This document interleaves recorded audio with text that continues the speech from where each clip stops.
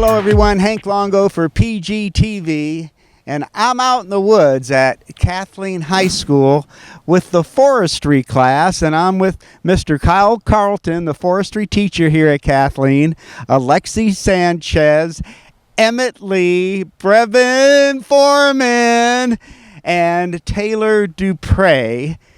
These are the FFA National Forestry Champions, and what a treat it is to be with you folks out here in the woods, and quite an accomplishment for your class. Yeah, this is quite a big deal. I think this is the first time, I know it's the first time any team from Kathleen High School has won a national FFA contest, and probably the first time, to my knowledge, a team of any FFA team from Polk County has won a national contest. So these students have accomplished a tremendous feat. They're all so shy and not saying much, but I'm sure once you get them out in the woods and they're doing all this, it's a lot of fun. Lexi, I'm going to start with you, and we'll kind of work our way down the line here. And tell us a couple of the things that you have to do in the national championships. In the national championships, some of the things that you have to do are, there's a general knowledge portion, which is usually the day before, and that's where we study and read our books and then take a test on what we know about the history and some of the things that are going about in the forestry industry now.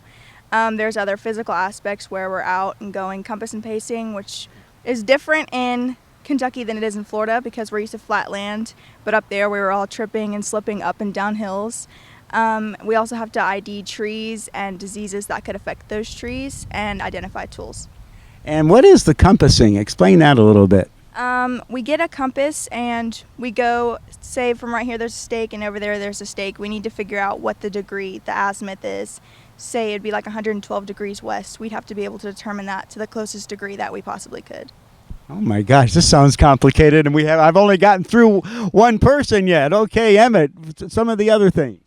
Well, the forestry timber cruising is another aspect where we have to go around and we have to determine the diameter of the tree using sort of a Biltmore stick. Well, you sort of wrap the Biltmore stick around the tree and you use some fancy math all in your head and kind of figure out, what the diameter of the tree is. And we use what we call ocular estimation.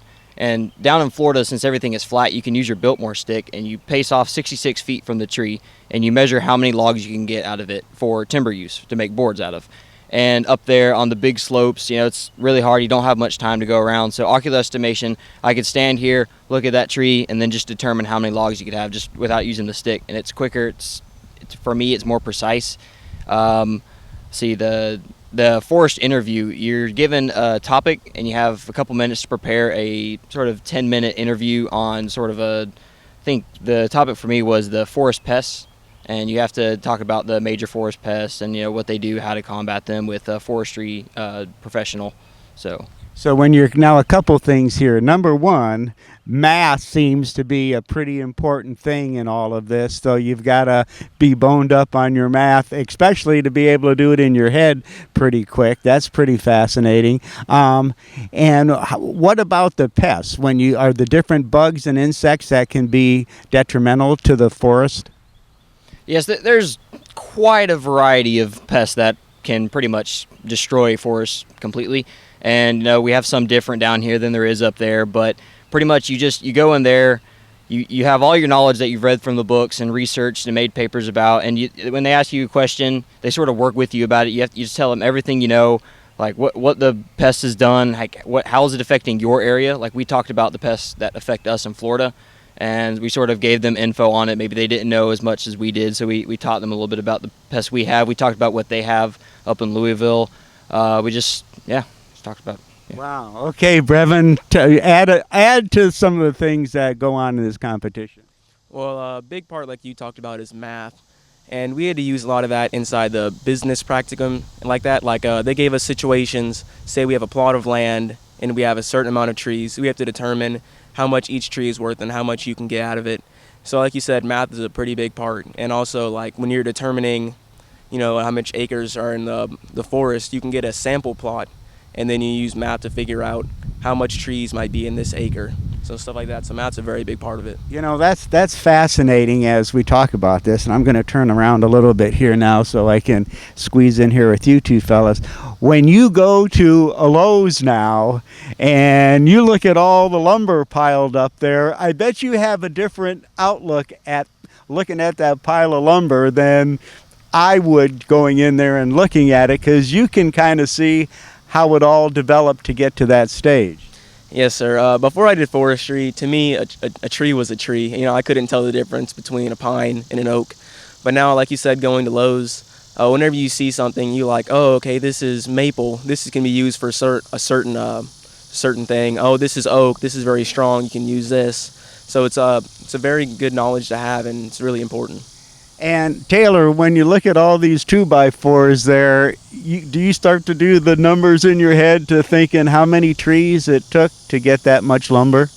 Well, and a lot of it, like when we're looking at them, we figure out what is called board feet, and that's what we're doing in timber cruising. So when we're looking at the 2x4s or whatever it is, if you take into consideration how many board feet, then you could figure, well, a tree that was 12 inches around and 2 logs tall, you would have been able to get this many 2x4s out of it.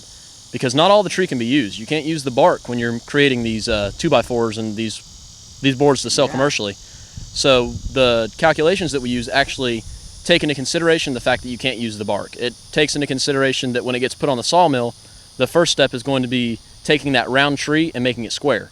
So you can look at it and you can think, well, yes, this tree might be 12 inches around, but you're not going to get six. You can't get 6 2-inch wide. You're going to have to whittle it down a little bit to really get. I mean, when you look at a tree like right behind you, there's a lot that has to be cut off of that tree before you really can start making lumber.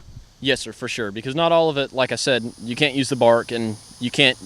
Your boards aren't round. Your boards are square, so you have to make the tree square, which we call a cant, before you begin cutting on it.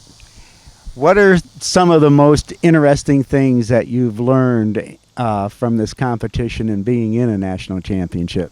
It's definitely, as they were talking about math before, it's made me own in on my math skills some more, because even in the team activity that we had, there was the whole second half of this team activity was just math. So math is a big thing that I had to learn a lot more of. And then just the fact that, like Brevin said, before you might look at a pine tree and you say, yes, it's a tree, it's a tall tree, it's a fat tree. But now you can look at it and you can say how many logs you'd be able to get out of it. You can give a good estimation of the diameter of the tree, and you can give both the family, you can say it's a pine tree, or you can give the species name. We can say most of them in both Latin and English, because we have to know scientific names here in Florida. You don't have to know them in Kentucky, but it's still useful. So it's brought about a wealth of knowledge, not just for myself, but for my whole team. Brevin, how do you study for this? Well, you get to put in countless hours. I mean, the studying is crazy. We'd spend, 4 hours a day, walking through the woods, learning different stuff. So to prepare for it, it takes a lot of effort, and a lot of effort on everyone's part, and willingness to work together and to really work hard for it. That's fantastic. I'm going to scoot back over here. Now, Lexi, this is the team. This is the national championship team. How do you work as a team? What makes up the team, and how do you compete as a team? For the most part, we actually have been going to school together since about 10th grade. We've been working at this since early 2013 when we won our state championship. So it's definitely, other than practicing together, we spend a lot of time in class together and hanging out sometimes as friends, and it helps build your bond, and that's definitely what it takes to win, is that we all have to know each other. Very cool. And you're done now. They came out to hang out with me in the woods today, and they're out of school because they're seniors and they're going on to college. So this is even more special that they came and joined me today. The teacher here, you've got to be awful proud, Mr. Carlton, of the job that they did. I'm ecstatic. Like I was showing them today, I still have their picture from the results the day that they won the national contest. It's still the screensaver on my phone, and this is one of the highlights in my career, for their success. And we kind of established this goal several years ago for this team, because this is a phenomenal group of young people. I mean, not only are they, they work really hard, but they're also very gifted. I mean, they haven't brag too much about their intellectual ability, but every one of these students are very, very sharp. And about 2.5 or 3 years ago, I kind of challenged this group and said, the goal for this team, this was after they lost at the district contest when most of them were, 10th grade? We're all Sophomores. And I said, the goal for this team in the future is to win the national contest. And they kind of looked at me like I was nuts. And I was like, you've got to win the district contest to go to state, and you have to win the state to go to nationals.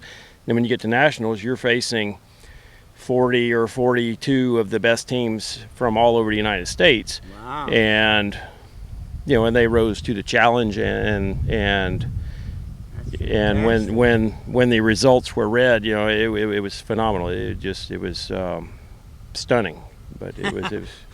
Now these are Husqvarna axes with 2014 National FFA Forestry first place team and high exam score. And here, let's just kind of take a look at one of these beautiful axes that they received for their national championship winning. And then you've got the beautiful plaque here.